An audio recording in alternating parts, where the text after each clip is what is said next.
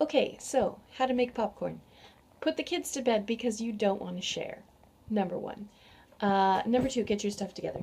So I have popcorn that I keep in an old strawberry jar, and coconut oil to fry it in. I actually prefer grapeseed oil, but I don't have any right now.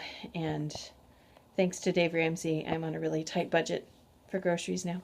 So maybe next month it'll be in the budget, but I have coconut oil in hand. You just want to make sure that you have an oil that has a really high flash point so it doesn't get smoky. Coconut oil doesn't have as high of a flash point, I think, as grapeseed. But don't quote me on that. I don't actually know. But you don't want to use like olive oil. It'll burn. If you have canola oil or vegetable oil, you can use that too. Alright, so I have the flame on high, and I just put some coconut oil in, and it's going to melt down. We'll see how much we have. We might need to add more, depending upon. So, let that melt down. Okay, so that was actually enough. I don't know if you can tell how much. There's probably too much in here, but oh well. Anyways, I put 3 or 4 kernels in, and then put the lid on. Now, the reason you put the kernels on is so that it can, once they pop, you're going to make sure that you have the perfect temperature of oil, so that they're not just sitting in there in cold oil, and then you're not putting them in when the oil's too hot. So, yeah.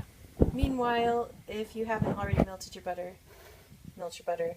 And then I put a little salt in there in the spoon because inevitably when I shake it out from my jar, I get too much.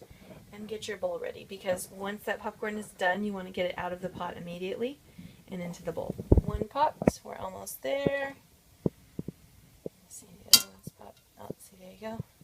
We're waiting on the 3rd. Come on. You can do it. Or not. Ah, okay. Now it's time to get the rest of our pop. Alright, as you can see, it has a higher smoke point than grapeseed. Anyways, kind of enough to fill the bottom.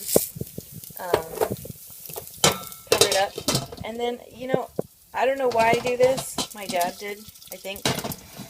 He would move it around. He would, like, scrape it on the burner, and that drives me insane. So I kind of pick it up a little bit and just kind of keep it moving. And I guess that's probably so it doesn't burn if you have any, like, hot spots or whatever.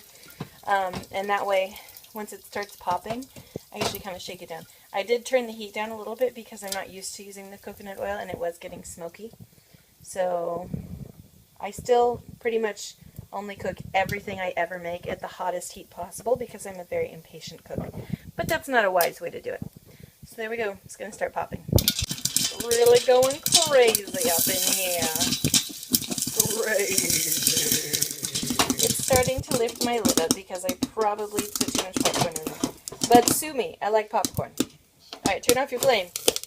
Oh, it's going to go everywhere. Pull that baby. Pour it in immediately. Doesn't burn. Oh, look at that.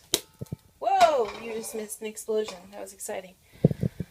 Alright, so the butter actually is optional because it's actually really tasty without, but let's be real. If you're going to make popcorn, let's go all out. So I drizzle a little bit, and I take my tongs, and I toss. So it doesn't get all funky. Popcorn is very important. It's an art. Pour, and toss. And then we're going to get our little spoon of salt. You have to have salt. There's nothing that you should cook that does not have salt. I don't care if you're making cake, or cookies, or coffee, chocolate milk, or steak, or popcorn. It has to have salt. Okay? No low sodium diets. And then because you love your husband, he gets the first bite. And what does he say? This is amazing popcorn. Who makes the best popcorn ever? Rachel makes the best popcorn ever. That's right. Look at that gloriousness.